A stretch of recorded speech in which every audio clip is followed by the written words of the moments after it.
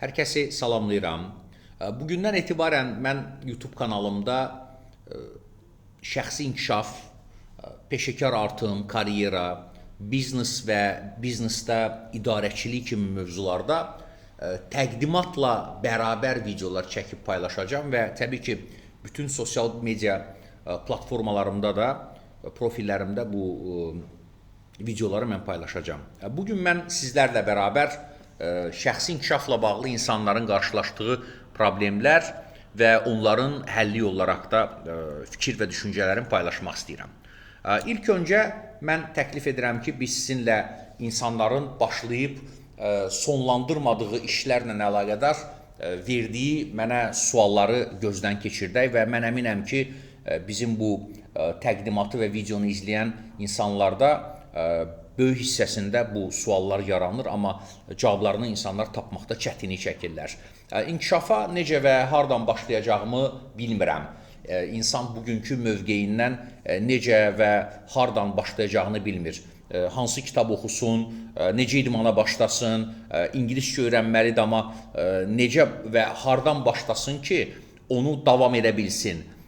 Sual inkişafın nə olduğunu bilmirəm, nə etməliyəm inkişafım üçün. Tək inkişaf edə bilmirəm.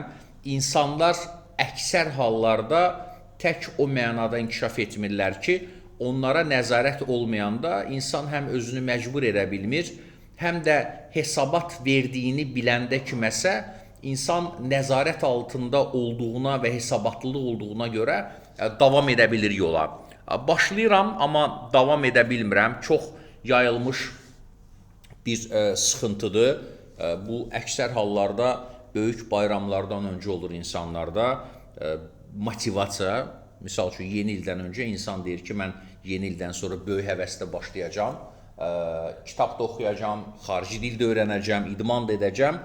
Başlayır 3 gün, 5 gün, 7 gün, amma davam edə bilmir və bunu ildən ilə sanki eyni Xeroxdan çıxan fikir, düşüncə və icraat davam edir insanda. İş yerini dəyişdirməyə çəkinirəm, şirkətə bağlıyam.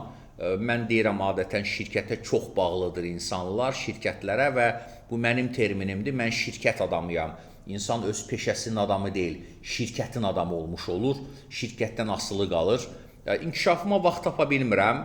Bunu deyən insanlar düşünürlər ki, zamanın idarə edilmə alətlərini bildikləri təqdirdə idarə edəcəklər vəziyyəti, amma təəssüf ki, alətlər dəstək olmur. İnsan inkişafa vaxt tapa bilmirsə, burada problem daha dərindir. Bu haqda fikirlərimi mən mütləq paylaşacağam. Bilirəm, amma edə bilmirəm.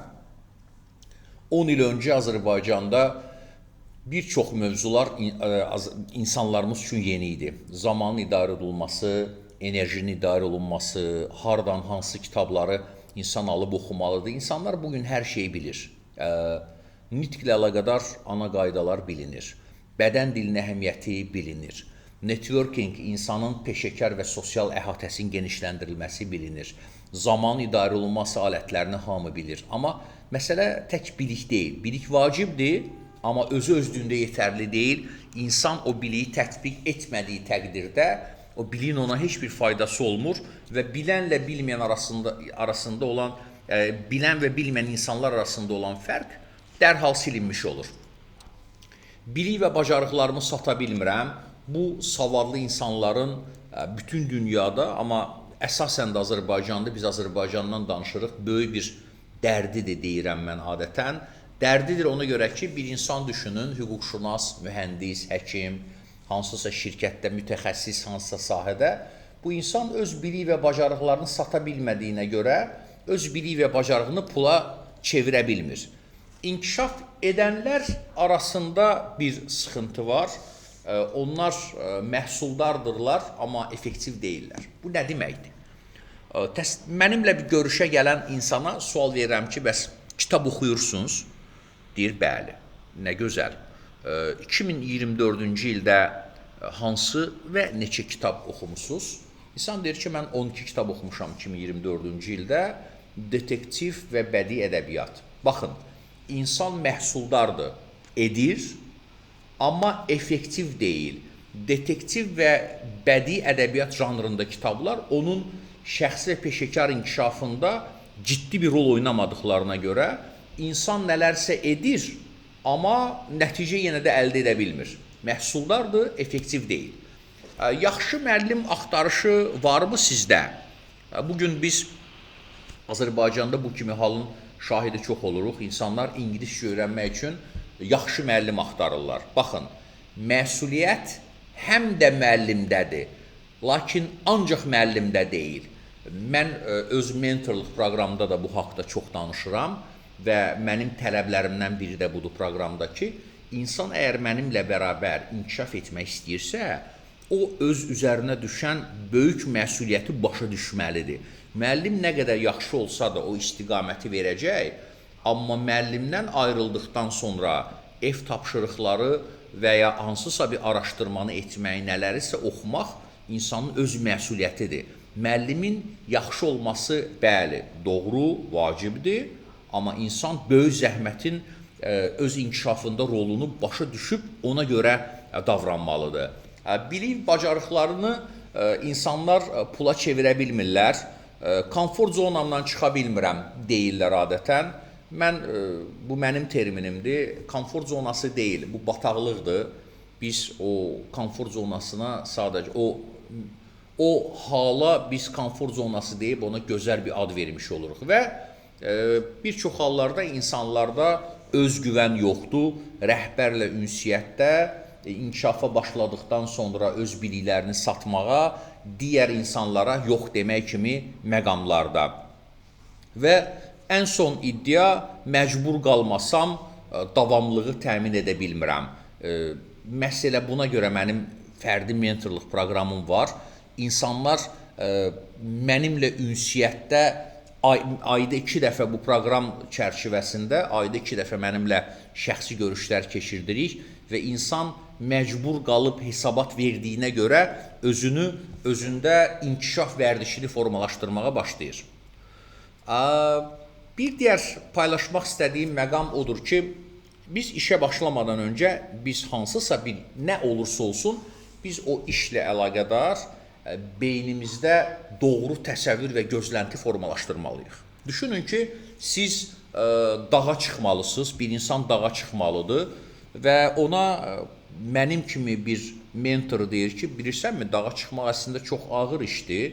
Sən buzlu qayalar görəcəksən, sürüşkən yollar olacaq, sən bu çətinlikləri nəzərə almalısan, buna görə sənin avadanlıqların, alətlərin olmalıdır. İnsan deyir ki, yox Fəxri müəllim, dağa çıxmaq əslində əyləncəlidir, rahat olmalıdır, 5 günlük həyatdır, mən özümü incitməli deyiləm. Deyirəm, oldu, anladım, onda yola davam et özün. İnsan dağa yaxınlaşır, dağa çıxmağa başlayır və ilk maneədə geri qayıdır. Bir dairə atır dağın o biri hissəsinə və digər tərəfdən də başqa bir bucaqdan çıxmağa başlayır, amma yenə də fərq eləmir. Çünki dağın çətinliklərinə nə hazırdır beyin olaraq, nə də alətlər olaraq. Dağ və ya dənizi götürsək müqayisə olaraq, dağdan kənarlaşsaq, bir insan dağa gedərkən bir çətinliklərə hazırlaşmalıdır, amma dənizə gedən insan tamamilə fərqlidir. Demək istədiyim odur ki, biz hansısa bir mövzuda inkişafa başlamadan öncə, biz orada bizi gözləyən maneələri, problemləri, məqamları və sıxıntıları bilməliyik və beynimizi onlara öncədən hazırlamalıyıq. Bugünkü bizim 10 dəqiqəlik dərsimizdə mənim sizlərlə paylaşmaq istədiyim suallardır və odur ki, biz hər şeyə istənilən işə başlamadan öncə ona biz psixoloji və mənəvi özümüzü hazırlamalıyıq. Bizi gözləyənlərə böyük zəhmətə. Və məni dinləyən hər kəsə sual. Sual budur. Bu az öncə mənim səsləndirdiyim bu suallardan sizdə yarananlar hansılar var? Videonun altında qeyd edin suallarınızı. Bir neçə gün sonra bu sualları bir-bir mən sizə cavablandıracağam. Hər kəsə uğurlar arzu edirəm, güclü olun.